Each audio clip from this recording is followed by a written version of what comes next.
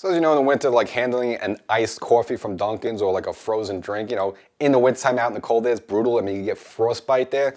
So that's why Dunkin' Donuts has the Dunkin's glove. So you put the glove on, and then you can handle the cold drink.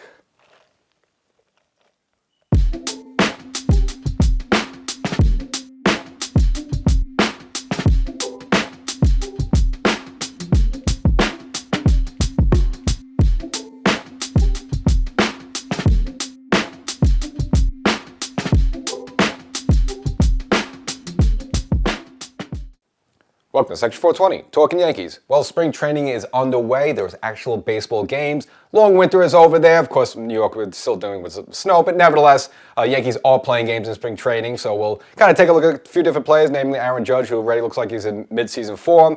Obviously, he's going to break away to play for Team USA. So we'll kind of mention him and with other Yankee players. The Yankees sending a total of 11 players to the tournament. Mets actually a little bit worse at 17.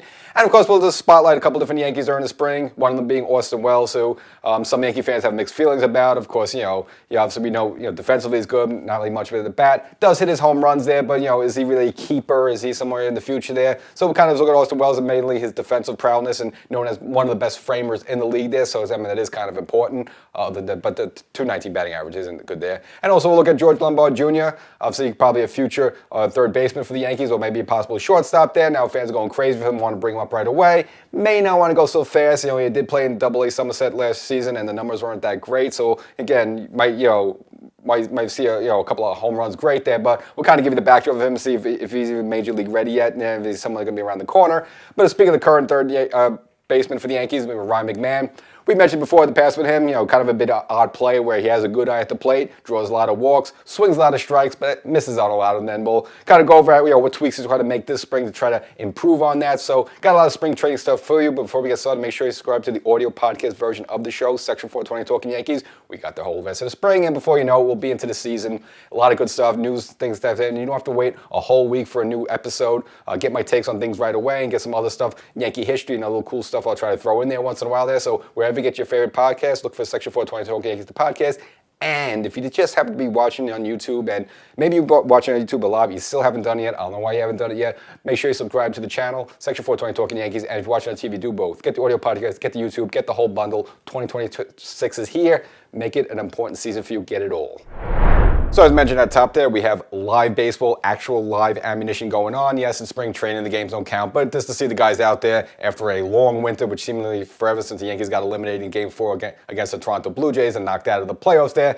Kind of been waiting for the whole moment and all the drama of the offseason about the Yankees, running it back and all the Cody Bellinger stuff and all like that. Finally have a team there, and of course, Aaron Judge in his first spring training game, just does, just judging type stuff, the legendary type stuff, hits 2 home runs, again, in his first game of the spring training there, which, already it's a spring training game, but just ready, looks like he's in midseason form already. Of course, these guys are working out in the offseason, especially someone like Judge there, but just to see that, it's just quite incredible. And again, if you watch the telecast sort of with Michael Kay and David Cohn, almost just saying like, almost taking this guy for granted, just doing this crazy stuff. Just hit like 50-something home runs last season, and it almost seems like it was like a down year for him.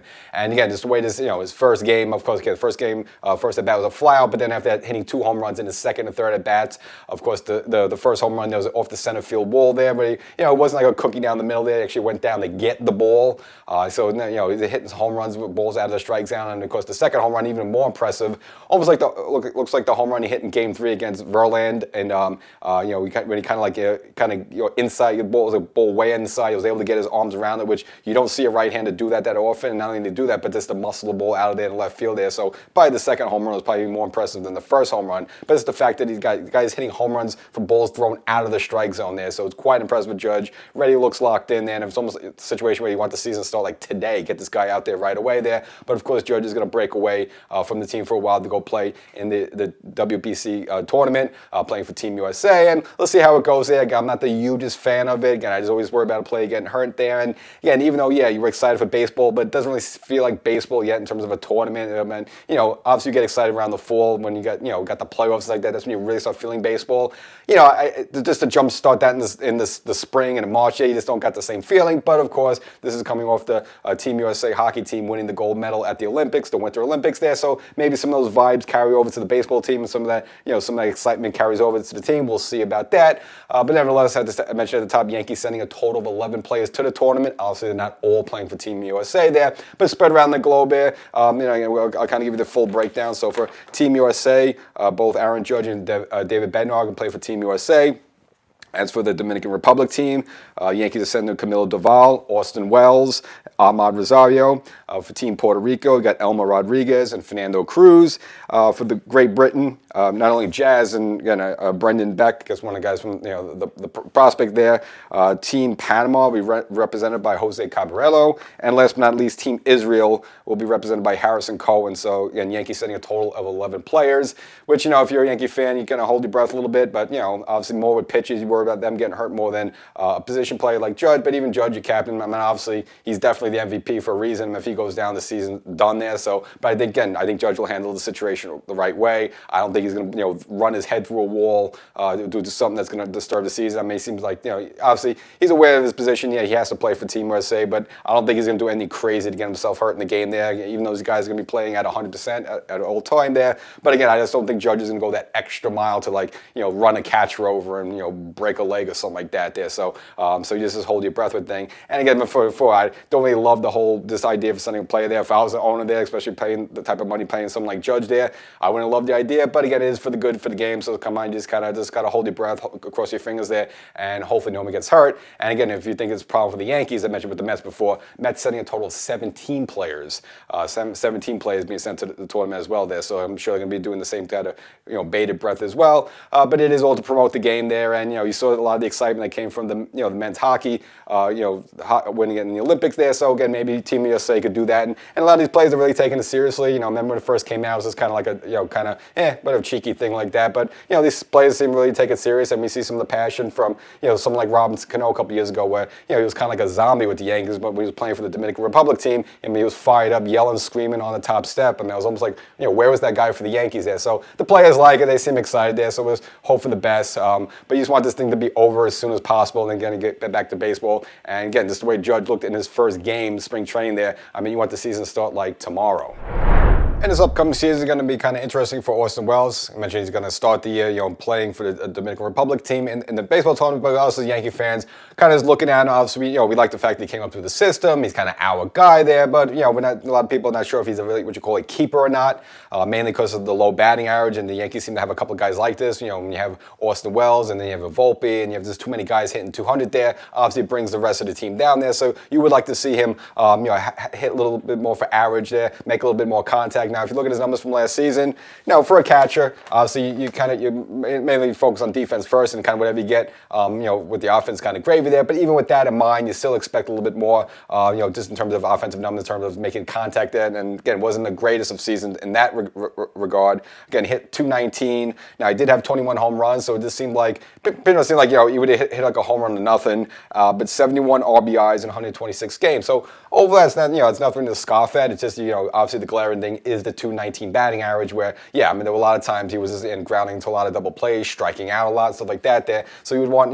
have him a little bit more productive there. Even if you asked the guy to hit 240, I think almost any Yankee fan would probably only sign up for that. But again, when you have a couple of guys in the batting lineup, hitting low like that, like Volpe with his, hitting 200 there, and then at least for the early part of the season, Jazz was, hitting like below 200 there. Now he finally, finally got a little bit better in the second half, and, ended the season around 242, something like that. So, you get a little better, but when you have 4 or 5 different guys there hitting 200 there, obviously, it just makes it harder for the team to score runs. Then you just kind of only relying on someone like Judge, hit a 3-run home run there. So offensively, obviously, you expect a little bit more for Wells, but Wells has vastly improved as his defensive catching and his specifically the framing. There's a story out there. That goes back to when they drafted him in 2018. Tanner Swanson, who's the catching coach there, mentioned in the story there that he did speak with Orson Welles on a Zoom call before they drafted him, and they wanted to focus on his defense. He was always known as good at throwing out runners there, but not exactly the best of framers there. And just to show how he's improved, he's actually now known as one of the best framers in the game, and the Yankees are very big on that. Even going back to Trevino and stuff like that. Remember, they say he used to steal strikes. Well, Orson Welles is somewhat the same there, and the Yankees do believe that. They like the ball, try to steal strikes low in the strike zone there. Now we'll see how things will be different there with the ABS system being implemented this season for the first time in the full time there.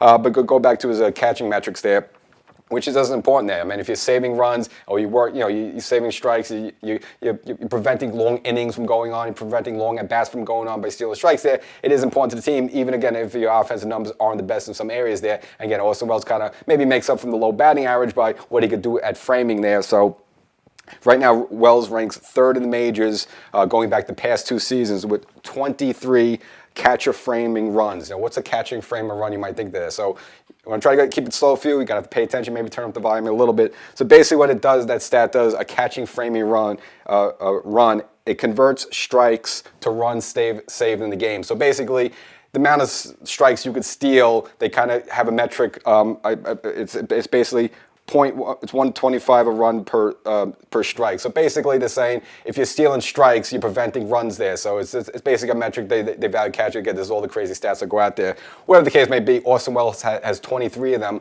going back to the last 2 seasons, and that's third amongst catchers in the major leagues right now. So again, very good at stealing strikes there, and he has a 46.6% called strike ratio for non-swings around what they call the shadow zone. So you say, what's the shadow zone? So basically, if I have the strike zone here box, the size of a baseball, basically the border of a baseball around outside the strike zone, how many strikes he's able to steal by his framing, and he's able to steal 46.6%. So basically, if the ball's even a little outside the strike zone a little bit, the way he frames it, about half the time he catches it, he's able to get a called strike there. So that's pretty impressive. Just to look at from that aspect. Again, he was someone, again, when the Yankees were looking to draft him, they really weren't sure about his defense. And again, Tanner Swanson just kind of mentioned just through over the years the work he put in there to be able to become now one of the best framers in the game.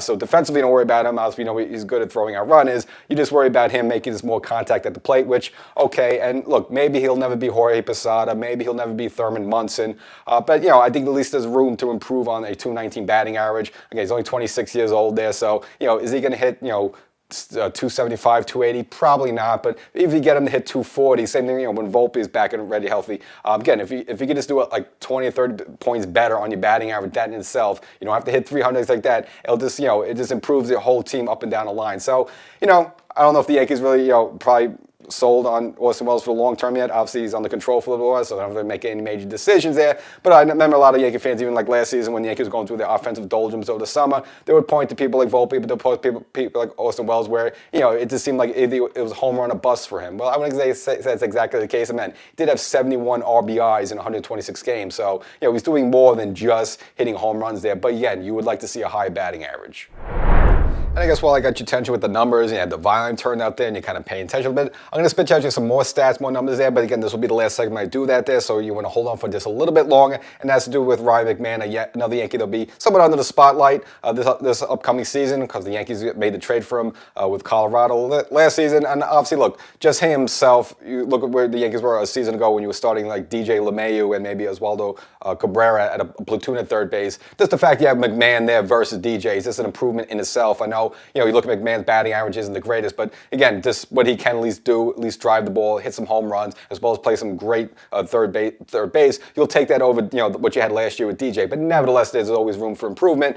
And Major, of course, we've touched upon this in past episodes. Mainly that the Yankees are looking to improve his contact rate. It seems like, he does have a good eye. He draws a lot of walks, but when he does swing, and he does swing at good pitches, but he whiffs on them. And last year was a career high, but in a way you say a career low for him in that regard. So his whiff rate last season was 35.2%, which was again the worst of his career. And again, one of the worst in baseball. But again, he swings at strikes, which is the good thing. It's just when he does swing, though, he does miss a lot of them. So obviously now they're trying to look to tweak that. And working with hitting coach James Rawson, they kind of felt that maybe his stance is a little bit too wide. So This is according to Baseball Savant.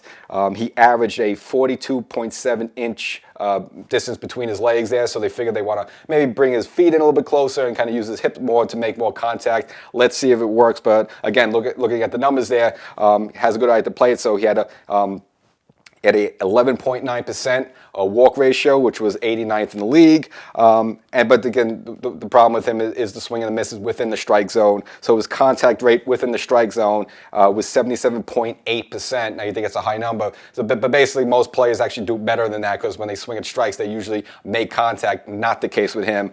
So that 77.8% is actually the first lowest in the majors for players who qualify for the stat there. So they figured maybe just bring his legs in a little together, use his hips more, and maybe he'll make more contact.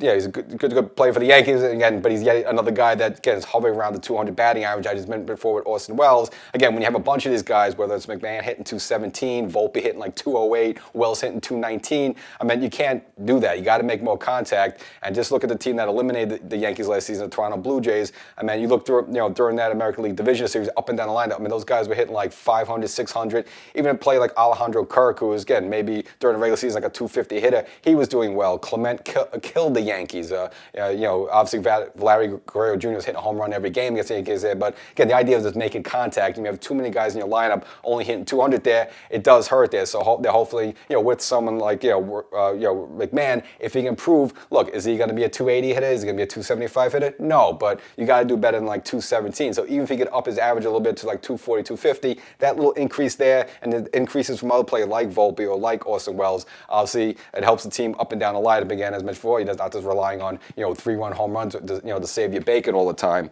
And if he does, and if he can make contact, he does some damage with the ball. So McMahon has a 93.3 mile per hour exit velo, which is the 14th highest in baseball, just behind Fernando Tatis Jr. there. So when he does make contact, he does drive the ball a long way. And if don't have to be obviously a rocket scientist, left-handed hitter, Yankee Stadium there, only 314 down the line there. Again, it's a good opportunity for him to be like a 20, 25 home run guy. So no reason why he shouldn't be there. But again, he has to make some contact. As for the defensive side, obviously you don't worry about him at all. I mean, Gold Glove kind of esque player there at third base. Now, what was interesting in early spring, he was actually taking some grounders at the shortstop hole. Yankees mentioned before that not really going to be planning for him to be a shortstop, but just want to see as an option if they get into a pinch sometime, during the regular season. If you play him there at shortstop, they want to use him just only in a pinch situation, which is kind of interesting because they do also have Armand Rosario. Now, Armand Rosario, I remember when he came up with the Mets, he was a shortstop originally.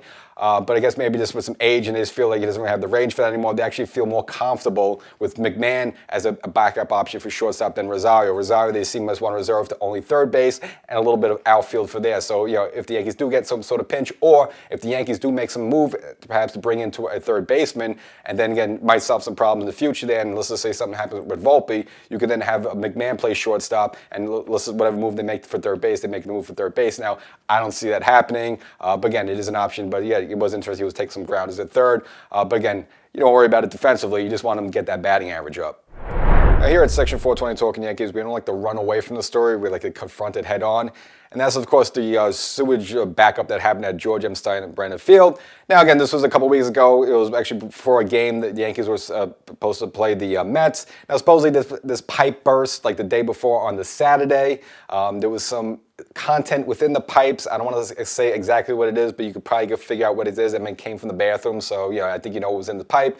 Basically spread all over the place. Now, the good news, it didn't really seem to affect the Yankees locker room. I mean, it was in the players' bathroom, but according to Aaron Boone, the manager there, the matter, the substances didn't breach the Yankee carpet or the equipment they used to warm up for the game there, so that was the good news.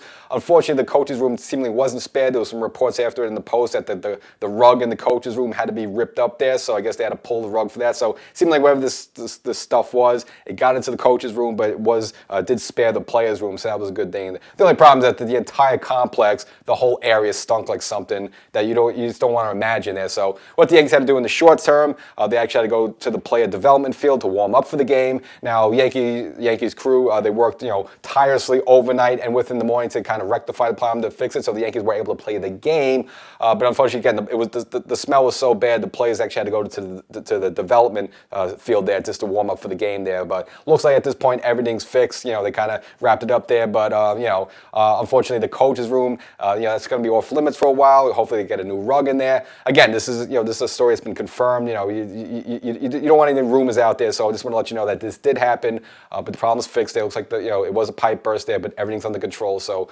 the Yankees can now turn the page and move forward from here. But something manager Aaron Boone would rather talk about is the ABS system, which is going to be fully enacted this regular season. Obviously, we got a little sneak peek last spring training where they dabbled with it. Now, obviously, you're seeing it this spring as well. Now you're going to see it in the regular season. Again, Aaron Boone kind of had some mixed feelings about it in the past there, but he was kind of asked about what his strategy is for it. Now, just as a quick refresher there, the players have 2 seconds. It's either going to be the pitcher, the batter, or the catcher. So those are only 3 that could do that. They have 2 seconds to ask for a challenge, and they only have 2 challenges per game there. And Aaron Boone was kind of asked, how he plans on using it. And just the way we saw so far this spring, Aaron Boone wants to be aggressive with it, meaning, not only just wait for the 8th or 9th inning. And mentioned that, sometimes a big call in the 2nd or 3rd inning might be more important than, for example, in the 9th inning. And then he just wanted to kind of say, quote unquote, take them home with them. He wants to be able to use these things. So I guess at least his strategy early on in the season that he wants to be aggressive with it. So we'll see how that all goes. And just for example, there was a situation in the exhibition game, one of the games against the Pirates there. Ryan Yarbrough asked for a challenge. Now there were 2 runners on there in a situation against De La Cruz there. He asked for the challenge, got the cold strike, and got out of an inning. That was with a couple of guys on base there. So that's the situation where, you want to use a challenge in the 2nd and 3rd inning there, which may be more important than, waiting to save that in your back pocket in the 9th inning where it may not even come. Maybe at that point you're down the game 10-3. Doesn't even matter at that point. So looks like Boone wants to be proactive with it and use them early on if need be. And they always kind of say that, sometimes a game is won in the 3rd or 4th inning, not always the 9th inning as we expect there. So, we always had these mixed feelings about baseball, replay, stuff like that. Overall, last season and the season, it went overall pretty quick. We didn't see too many, big delays there.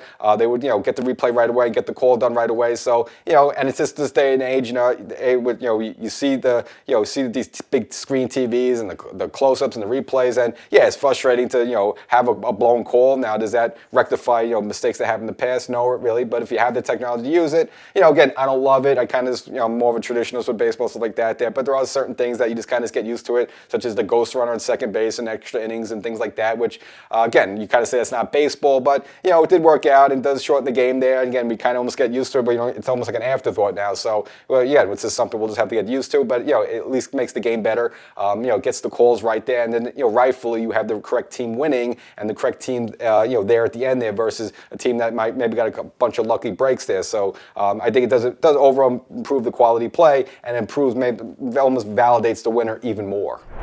Now, Giancarlo Stanton's been a little slow to start his spring normal routine there, but this has all been by design, according to Aaron Boone there. They kind of just want to kind of slow walk him into the season. Of course, we know his whole situation. Going back to last season, came into camp with the hurt elbows, which is something Aaron Boone was caught off guard with. Even he didn't know, Stanton was dealing with this problem. And, even during the amazing 2024 postseason run he had, that he was still playing with the pain in the elbows. Of course, we know the whole situation last season. Came in, got multiple injections. I guess after the 3rd one finally seemed to work there. But he was still kind of playing with discomfort, but eventually the Yankees got him back during the middle of the season there, and he kind of had a little bit of a disappointment of the season there, and obviously not good at all in the playoffs. In fact, almost got caught off the second base when he smoked that ball against Boston there. He thought he had himself a home run there. Luckily, caught himself from getting embarrassed, but nevertheless, it was considered a bit of a down season for Stanton. But again, he missed half of the year there. At least the good news for Stanton, like he's in camp right now. There's no reports that the elbows are bothering him, but still could be a case that they are bothering him. He's just going to play through it there. But for those reasons, they haven't really ramped him up fully yet.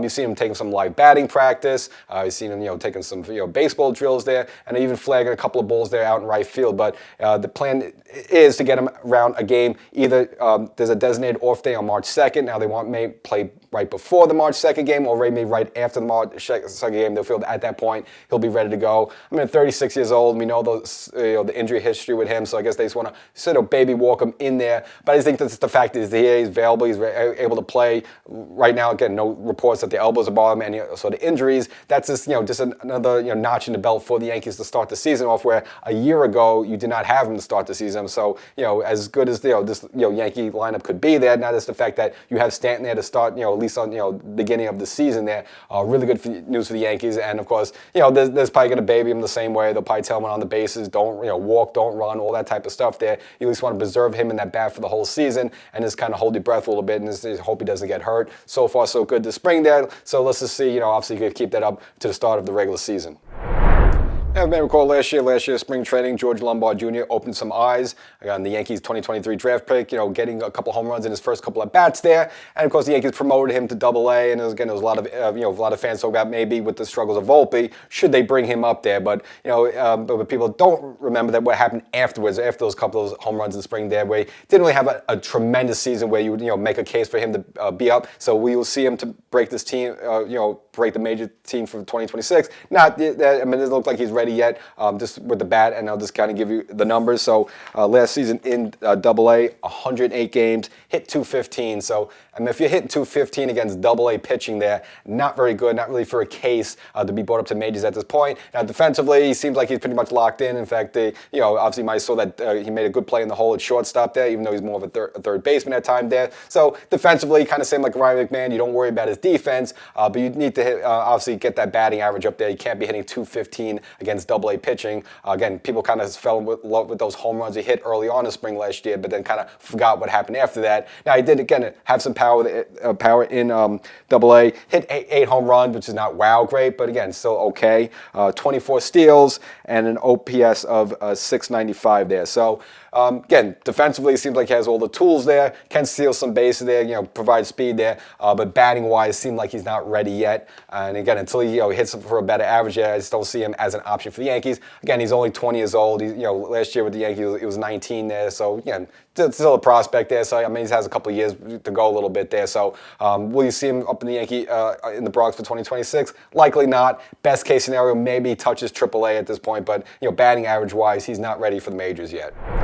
And as we all know, we've been kind of documented the entire winter there. Has been the, Jason Dominguez issue, mainly with him trying to find some playing time, but mainly specifically working on his right-handed hitting there, which was kind of, there was a drastic between the splits last season. 9 of his 10 home runs were from the left-handed side of the plate. Obviously, we know he's a switch hitter there, which is, something that the Yankees traditionally has a number of good switch hitters there, and you just want him to sort of develop from both sides of the plate there, just to be that kind of guy in the middle of the lineup. You could go back to a bunch of Yankees that position, like Mark Teixeira, Bernie Williams, Nick Swisher, Chili Davis, Jorge Posada there.